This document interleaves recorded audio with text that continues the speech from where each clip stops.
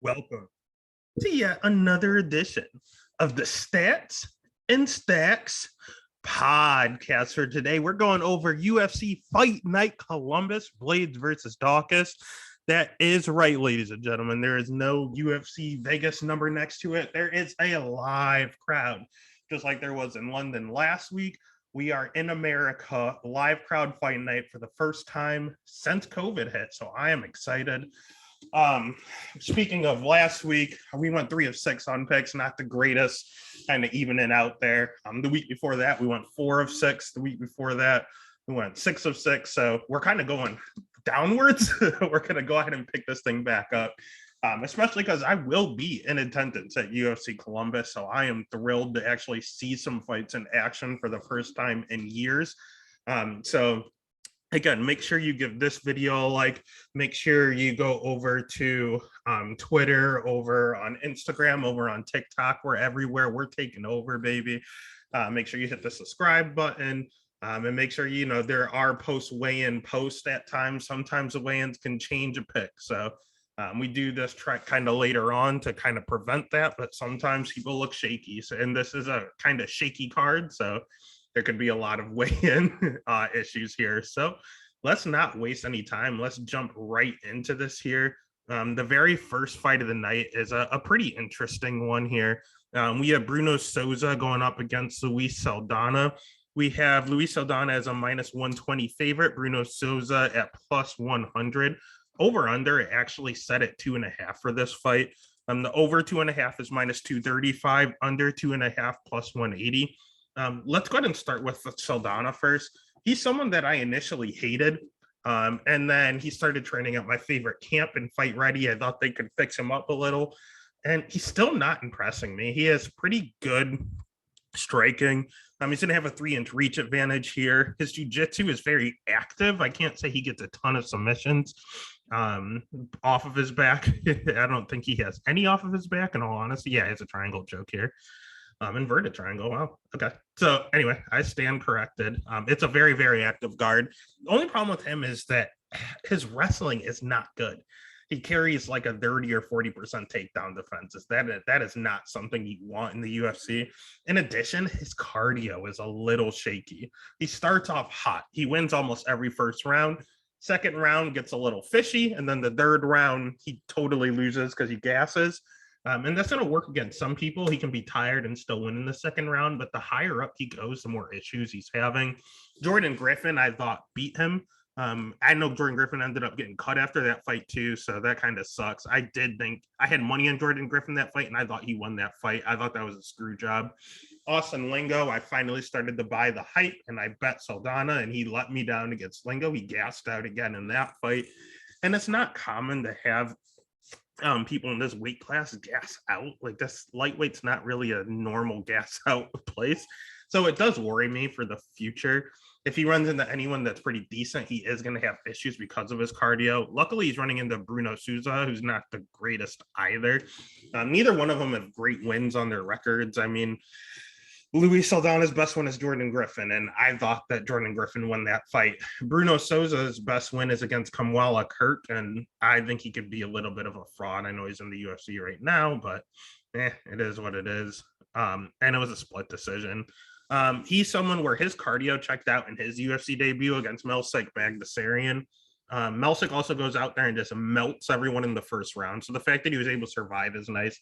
He is a Lyoto Machida protege, and he kind of tries to fight like him. He does have a karate style, but he does not fight like Machida because this dude's hittable.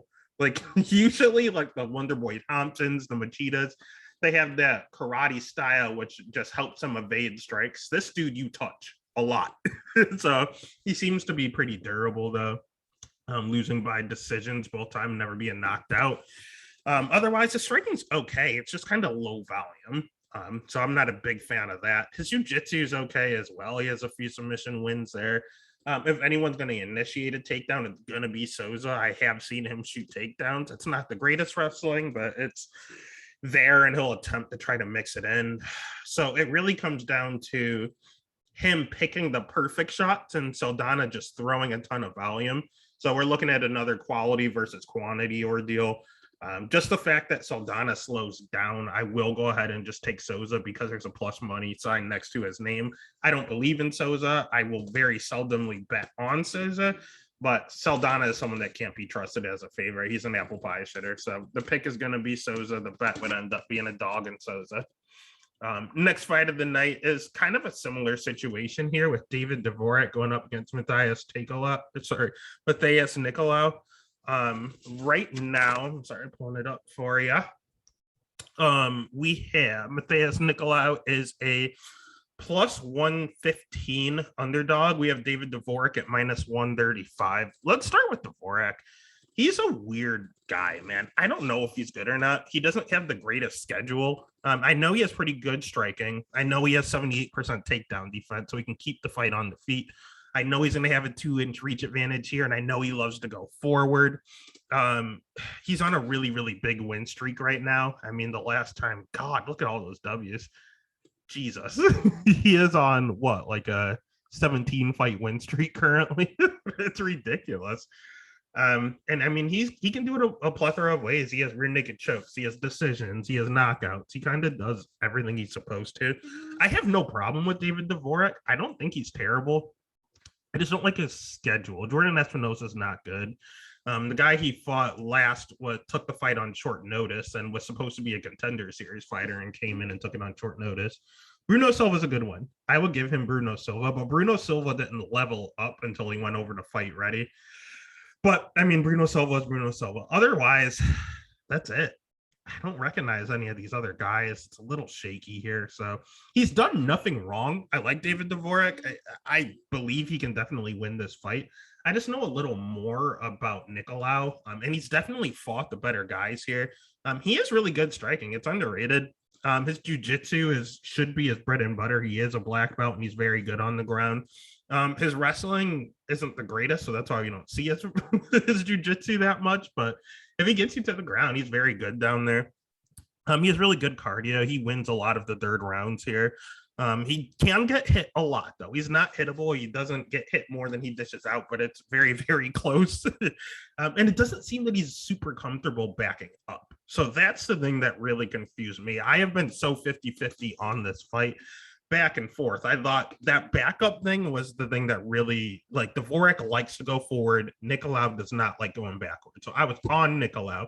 Then I started looking at, man, wins over Tim Elliott, wins over Manel Cape, compared to wins over Bruno Silva and wins over people in the Contender Series. Oh, God. I mean, and I was looking at his loss, and Dustin Ortiz is phenomenal. He's a great fighter. I don't know who Pedro Nubre is, but that was all the way back in 2012, so it's kind of irrelevant. It lost 10 years ago. It looks like he just got clipped. He hasn't been knocked out since. So, besides Dustin Ortiz, but Dustin Ortiz is an animal. No one just knows it. He's an animal, but he has a lot of good wins. He's fought a lot of good guys. So then I flipped over to Nicolau's side because he is the more battle-tested guy. And I just don't know what to do with this fight. So, in all honesty, I'm going to pick David Dvorak wins because he goes forward and Nicolau doesn't like to go backwards. However, the fight is so close, I can't put that money on Dvorak. The bet would have to be the dog. It's a dog or pass situation. So, the pick is going to be Dvorak, but the bet would actually be Nicolau. All right. And then that takes us to the next fight of the night. We are looking at Jennifer Maia going up against Manon Fiorot. They changed the bout order all over the place. We have Manon Fiorot at minus 435 going up against Jessica Eye at plus 330. Over under set at 2.5. Over 2.5 is minus 235. Under 2.5 plus 180. Let's start with Jennifer Maia because she pisses me off. She is actually a pretty decent striker. But that's not her forte. She is a good jiu-jitsu practitioner, but she just wants to prove that her striking has gotten better. It has. We don't need to see it anymore. What you need to do is wrestle and tap these girls out. I mean, looking at your record here, you have a submission win over Jojo. You have submission wins. You have a knockout here, which is nice. But you have a lot of submission wins over on the regional scene. Like, she's very, very good on the ground. Manon is not. She has a clear-cut advantage on the ground, but she is one of these people that have been improving their stand-up and they just want to show it. She shot basically no takedowns against Caitlin Chukagian and wasn't able to keep it there. She shot no takedowns against Jessica I. Valentina, she took one weird shot. She didn't mean to shoot. She just caught a leg kick and controlled Valentina on the ground. So, like, why aren't you going out there and wrestling if you're that good on the ground? I can't bet her. She annoys she annoys me. She's not fighting the way she needs to if she wants to win. Manon, on the other hand, was my darling, but she also annoys me solely on the fact that she has a clear striking advantage here. She has 100% takedown defense. She's not easy to take down. She is jacked. She doesn't have a ton of MMA experience. She came over from the karate world, but she does mix in wrestling. She's very, very good at wrestling for someone that was a karate striker her whole life. My problem with her is she fought Myra Bueno Silva, who has every single one of her wins by armbar. Why is she taking her down? Like, I understand that you like striking, dominating, and then securing the round by getting a takedown. Don't play around with black belts on the ground. That's not a good strategy. You have one loss in your career, and it was by a split decision. That doesn't mean you're great on the ground. Don't play with them on the ground. It annoys the crap out of me that she does that. But on the feet, again, Jennifer has to get it there. So on the feet, Manon will kill her. It's not even close. I can't say she necessarily finishes, but she has higher volume. She has okay cardio. She'll slow a touch, but she's fine.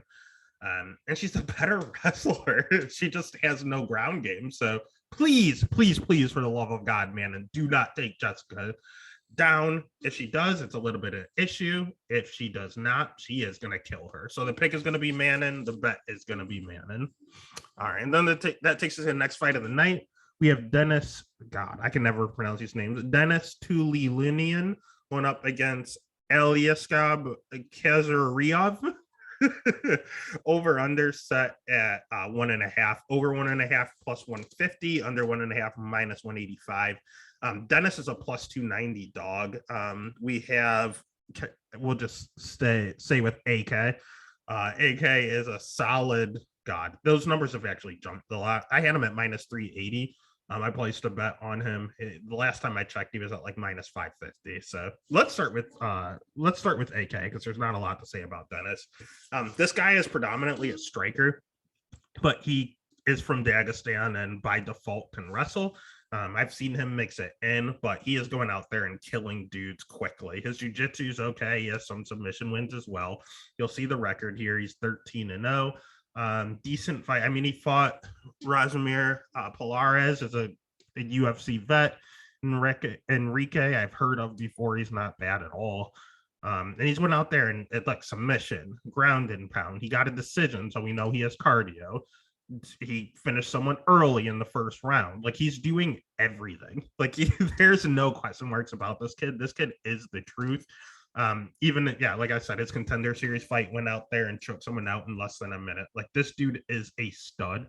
He is a contender already, in my opinion, at 185, solely on the fact that he's a great striker and he can wrestle. There's not a lot of wrestlers at 185. That is a clear path to get a victory. Derek Brunson almost got a title shot because he can wrestle. Like, you look at the top of the food chain there, like Darren Till, the Uriah Halls, the Sean Strickland's, like, he's not the greatest wrestler in the world. Like, they're all strikers. Marvin Vittori can wrestle a little, so he got a title shot. It's not that hard. So this kid isn't going to take long to get up there. He is a killer, and people are saying that they don't want to fight him. And it's funny because Dennis, he's not one of those people, but he's scared. He literally is on record saying that he wanted to make sure it was a multi-fight deal. That way he gets a second shot in the UFC. If you're asking for a second shot before you even fight the man, you're mentally defeated going in. I mean, he has good striking, but he gets hit a ton. He's very hittable. He just goes in and brawls. He's jacked, so he has a ton of power. His striking can look okay, but as soon as he gets touched, he goes into brawl mode. He's not the youngest debuting fighter at 33. His wrestling didn't look the greatest. This dude honestly just goes in and swings for the fences and relies on his power. So could he clip AK? Absolutely. Is he going to? I think AK is 13-0 for a reason, and he already said he's scared. So give me AK, and I'm gonna pick him, and I want to bet him, but there's no value at minus 550. So just throw them in some parlays and call it a day.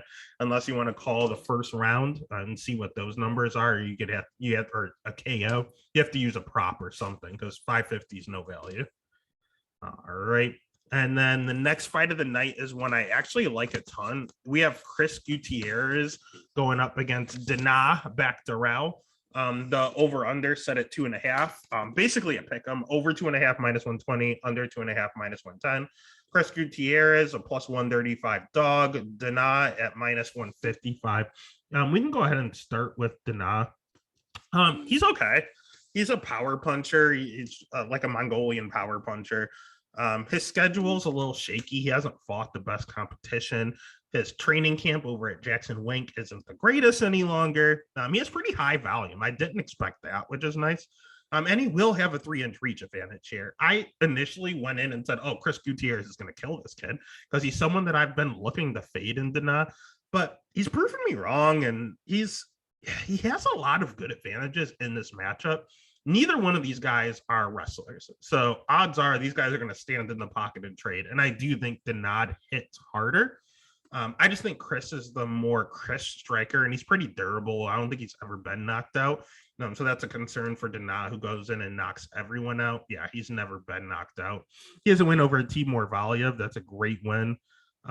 Losses are to Ronnie Barcelos. I mean, shit's going to happen. Gerard Sanders, I don't know who that is. And he lost to Timur Valiev once. And again, Timur is very good. So those are good. He's fighting good people. He has a win over Jimmy Flick. That's impressive. He has a lot of good wins and a lot of good fights on his resume here. All in all, he's going to be known for the leg kicks. That's all you're going to hear them.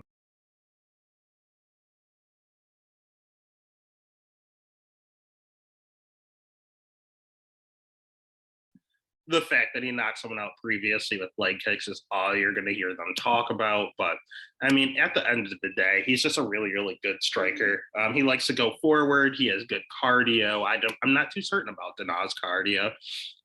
He has 75% takedown defense, even though it doesn't matter. He's not the greatest being backed up, and Dana does go forward. So again, Dana has a lot of advantages here. But we're just looking at power and reach against technique. So I'll take technique at plus money. So the pick is going to be Chris, and the bet is going to end up being Chris as well. All right, then that takes us to the next fight of the night. It's a pretty interesting one here. We have Sarah McMahon as a plus 180 dog going up against Carol Rosa at minus 220. Over under set at 2.5. Over 2.5 is minus 185. Under 2.5 at plus 150. Let's start with McMahon because she's not terrible. She's not a bad fighter. She's an Olympic silver medalist in wrestling, so she is a phenomenal wrestler, probably the best one in the division. Her problem is that she's 41 years old, so her cardio is trash. She also has a tendency she can't help but take you down. She's a silver medalist in wrestling. She will take you down. But her jiu-jitsu, I mean, she got choked out by Juliana Pena. She got choked out by Marion Renault. She got choked out by Ketlin Vieira. She got choked out by Amanda Nunez. She lost to Miesha Tate, and she got knocked out by Ronda Rousey. But you're seeing that she has 6 losses here, and 4 of them are by submission. So could she come in and just take down Carol Rosa and control her? Absolutely. Sarah McMahon is going to win the first round. The problem is, does she have enough gas afterwards? Because Carol Rosa right now is sporting a 90% takedown defense, but that is suspect. She's not fighting anyone that actually has the capability of taking anyone down. I mean, she got taken down by Jocelyn Edwards. She will get taken down by Sarah McMahon, but she definitely is the better striker. She throws a ton of volume, like high level of volume. She is a Brazilian Jiu-Jitsu black belt. So she has good cardio, the better striker, and better on the ground. I don't really know where McMahon wins. All she could do is take her down and land prey and try not to get caught. But she got caught in like 80% of her losses. So I just think it's going to happen again. I don't think it's going to get better at age 41. So the pick is going to be Carol Rosa. be careful of it because McMahon, maybe she survives, but the pick will be Carol Rosa. The bet will be Carol Rosa. Next fight of the night, we have Max Payne Griffin at plus 180 going up against Neil Magny at minus 220, over under at 2.5, over 2.5 minus 235, under 2.5 plus 180. Let's start with Neil because we don't talk about Neil much because he's boring. I mean, he has okay striking. It actually wasn't as good as I thought it was when I went back and did fight tape. It's wrestling, same thing. It's not bad. He's an overall generalist. He's not good, but he's not bad anywhere. And I think that's why he beats everyone from ranked 11 and down. He's not going to beat anyone in the top 10, but if you are outside of that top 10 in welterweight, he's going to kill you. Like when he takes that step up, he can't handle it.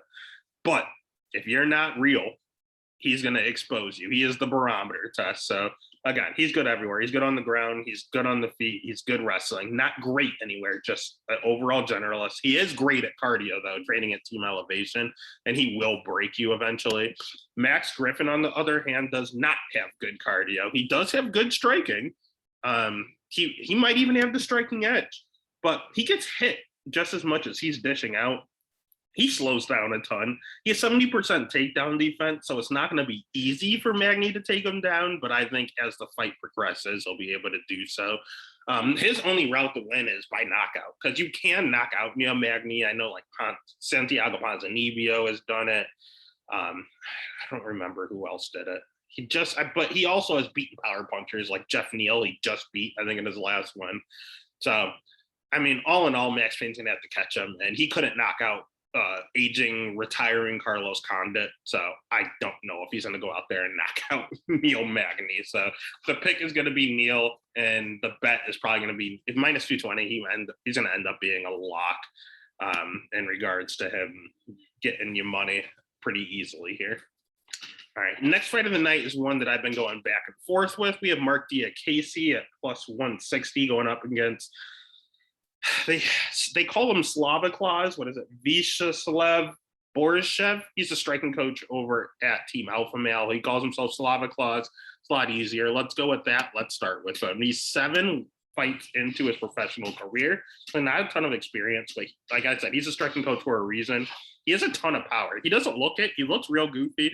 Does these really goofy dances after he wins, but we keep seeing the dances because he keeps winning. The dude hits hard. His shot against Dakota Bush. Dakota took him down, had his back, and Dakota's good on the ground, but he managed to get back up to his feet repeatedly. However, he is pretty hittable. For someone that's so good on the feet, you can hit this guy. You can crack him. He has a ton of power, like I said. His takedown defense, his get-up game is good. His takedown defense initially, not good. You can take him down if you want him down. It's just really, really hard to keep him down. But he has a ton of volume. But he does seem to slow. It does look like he slows down as the fight goes, but he ends up knocking you out in the first or second when you're in the middle of a brawl. He's a technical brawler. I can't really explain his style. He is straightforward, throwing nonstop as if it's a brawl, but they're straight punches. It's very peculiar. It's very hard for people to gauge. However, if anyone's going to be able to, it's probably Mark Diakase, who is also a profound striker. He's very, very good striking. He'll mix in wrestling, which is nice. He will have a 4-inch reach advantage here, which I also like. And he's definitely fought the better guys here. He's training at the better camp at American Top Team. Everything screams Mark Diakase should win. He's also hittable as well. So both of these guys like to strike, and both of them get hit a ton. I do think Borishev hits harder, but Mark Diakase is, I guess, the more technical guy. God, I can't call him chinny, getting hit by Rafael Alves and then getting choked out, because, I mean, he fought Fiziev in a very, very close fight.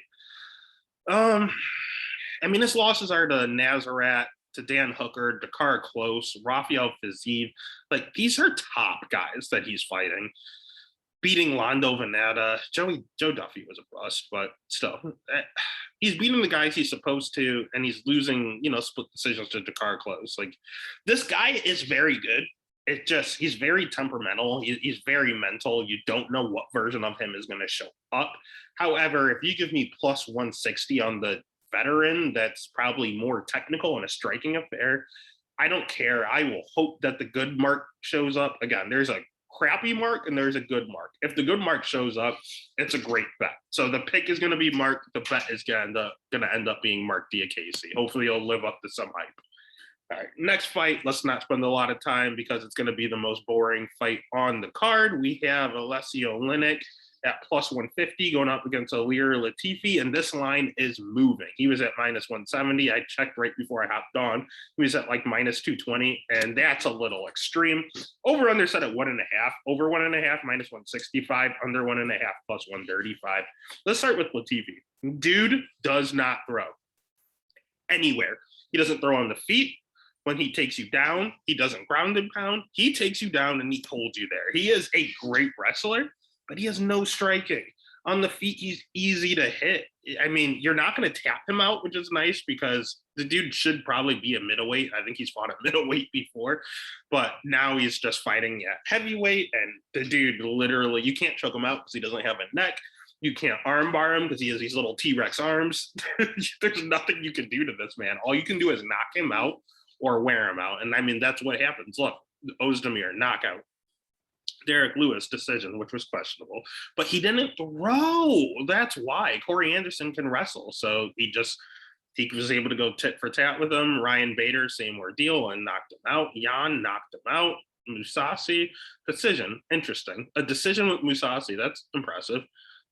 Otherwise, yeah, he's not good. He's not beating anyone good. His wins are over Tyson Pedro, OSP, Tanner Boser, Sean O'Connell. If you're not UFC caliber, he's going to beat you. If you are, you have trouble.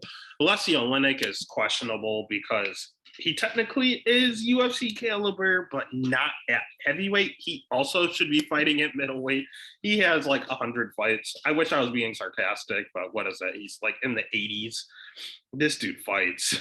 This dude fights a ton.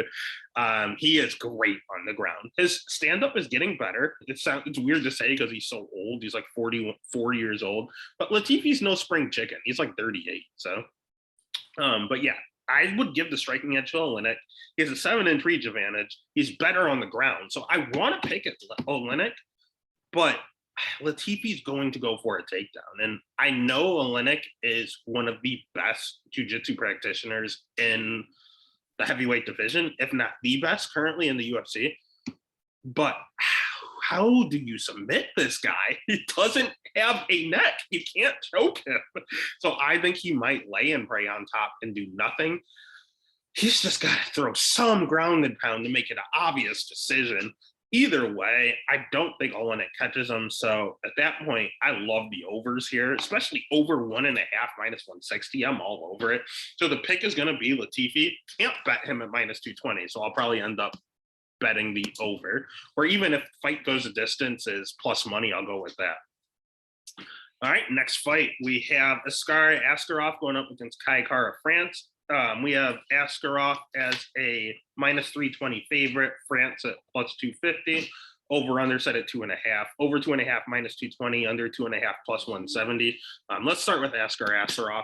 He's supposed to be fighting for a title. However, he missed weight his last fight against Joseph Benavidez, so they're making him fight again.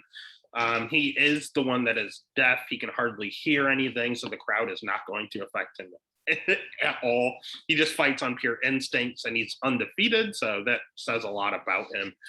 He's another Dagestani wrestler at flyweight. He is a great wrestler. He is a good striker.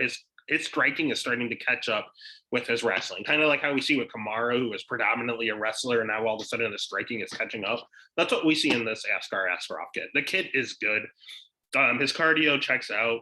He has a great schedule. Like, the dude only has 4 fights in the UFC. He fought Brandon Moreno to a split in your debuted against the former champ and went to a split draw. It was a draw against him. He fought Tim Elliott, former title challenger, beat him. Alexander Pantoja, who's probably about to fight for a title too. That'll be interesting who they give it to. Beat him. Joseph Benavidez, 4-time title challenger. Beat him decisively. So he's fought nothing but title challengers and champions, literally. And he has 3 wins and a draw. So the kid is good.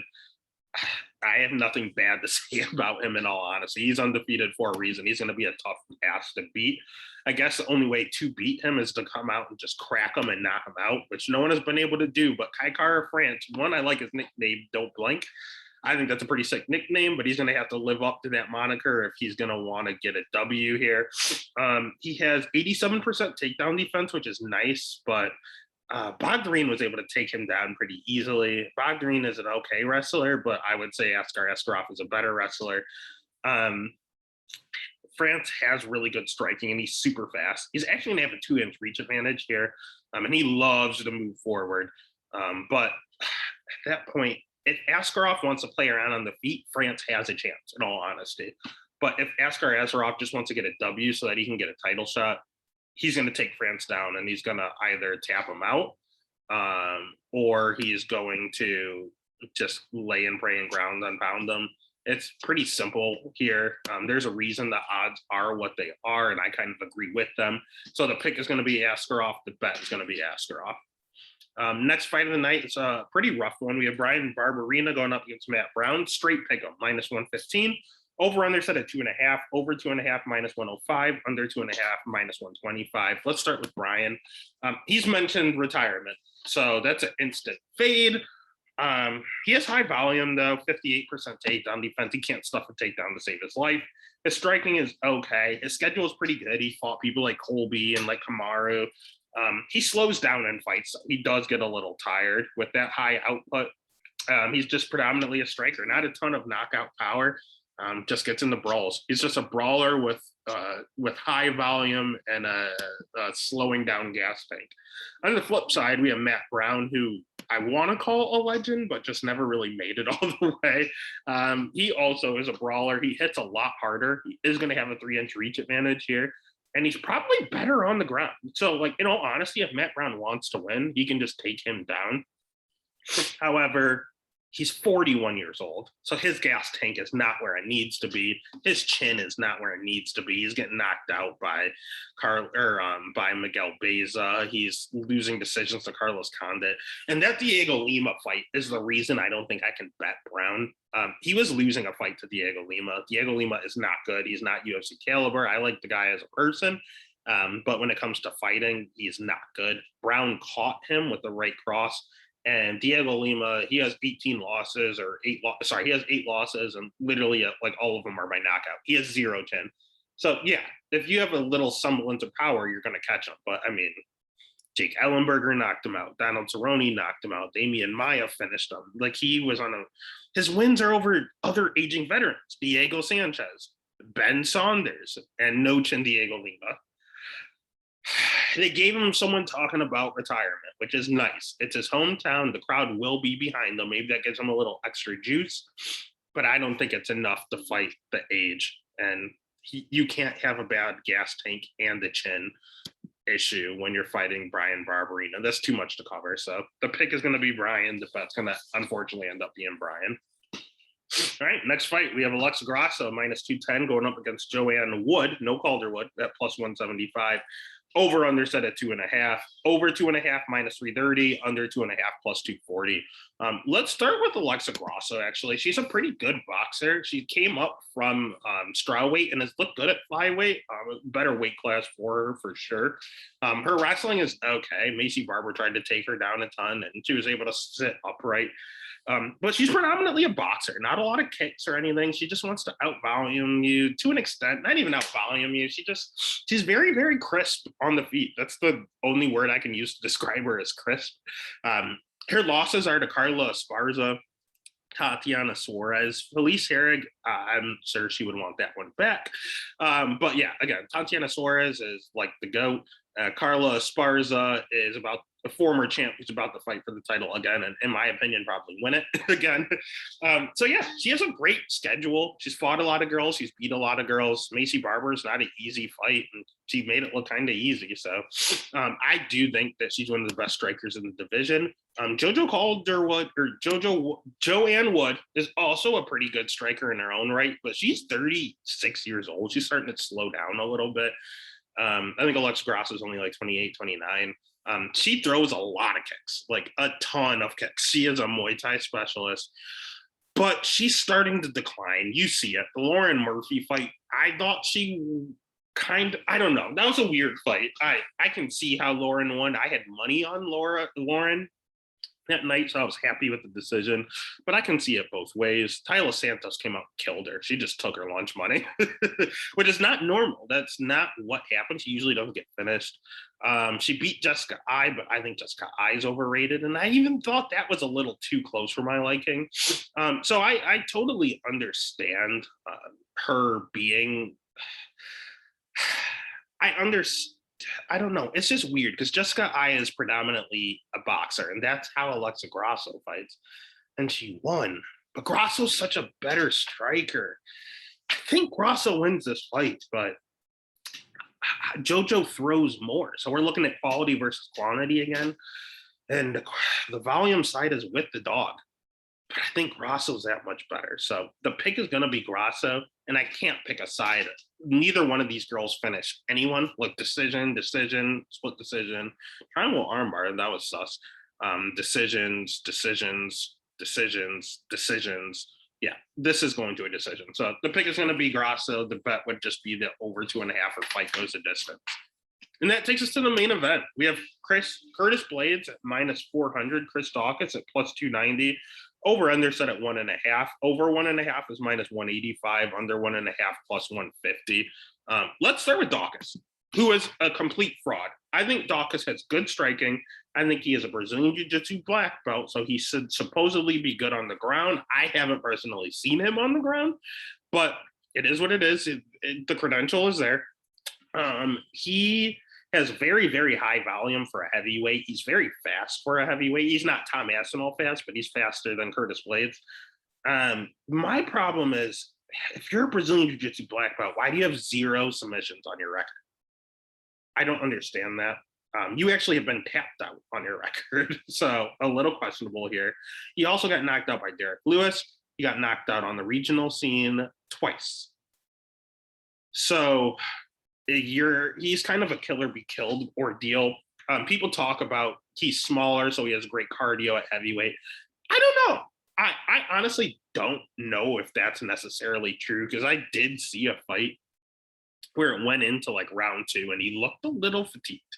He honestly did. Even his last win against Shamil, I mean, he looked fine there, but 5 rounds, we know Curtis Blaydes can go 5 rounds, and he can wrestle for 5 rounds. And that's my concern with Daukaus. All of these are first round finishes. I mean, again, 1 minute into the second round for Shamil. Otherwise, round 1 against Alessio Oleinik. Again, we just said he was a middleweight. He's 41 years old. So yeah, you can catch him. Rogerio Nascimento is god awful and caught him in 45 seconds. Parker Porter is not good. I know he's on a little run, but he's not good. And it took him 4 minutes and 30 seconds for Parker Porter, but again, in the first round. And then before that, first round, then he got knocked out. But first round, second round, 2 minutes in, first round. And it was this one, the Jeff Blakely decision. He has 1 decision on his record, and it was shaky. He looked tired in that third round. So I don't buy the submission hype. I don't buy the cardio hype. Curtis Blaydes is, in all actuality, probably the second or third or fourth best heavyweight in the division. He's ranked accordingly. He has the best wrestling at heavyweight, hands down. He's going to have a 4-inch reach advantage in this fight, which is nice because he can't strike. All he has is a jab, and that's good. He can keep his distance with his jab with that 4-inch reach advantage. He has great cardio fighting at team elevation as well. He's fought the who's who in the division, and that's his issue. He fought Derek Lewis. He was whooping Derek Lewis's ass, even on the feet. And then he got caught with the uppercut. Derek Lewis, most KOs in heavyweight history. If he clips you, you're going to go out. So he hit him, he went out. Then his other 2 losses are both knockouts, but to the current champion, Francis Ngannou. Come on. So you have 3 losses, all by knockout, but 2 were to Francis Ngannou and 1 is to the heavyweight king and Derek Lewis. People say he's chinny, but I think those guys are just the hardest hitters in the division. The third hardest hitter is Rosenstruck, who he just fought and won. He did get clipped and rocked. So I don't know. Maybe there's a little merit to him being chinny, but it's not definitive. And He has wins over Dos Anjos, Shamil, Alexander Volkov, Rosenstruck, Alistar, Mark Hunt. He beats everyone. That wrestling is too much for people to handle. And if Daukaus really is a fraud on the mat and doesn't have the cardio to go 5 rounds, there's too many mysteries here. I know there were mysteries about that with Tom Aspinall, but he finished in the first round. I don't think Daukaus is Tom Aspinall. So the pick is going to be Blaydes in a dominant wrestling performance. He might finish him. So the pick is going to be Blaydes. The bet is going to be Blaydes and a ton of parlays. And it makes it easy. If Blaydes gets crapped, if the parlays are still alive with Blaydes, Daukaus is such a big dog. Just throw money on Daukaus and hedge out. It's easy. Blaydes should be in every single one of your parlays. And if those parlays are alive, just throw 50 or something on Daukaus at such good value, and you guarantee yourself a winning night. Easy money. So again, that's UFC Fight Night Columbus, Blaydes versus Daukaus. Again, make sure you give this video a like, a subscribe to the channel. Make sure you like us over on Instagram, TikTok, Twitter. We're doing all right, man. We're getting on the positive side for the year, and we're looking to keep it up. And I will be at these fights, so I will be hyped. Might have some extra TikTok action as I'm there, and so you can see it live. Otherwise, let's get it, baby.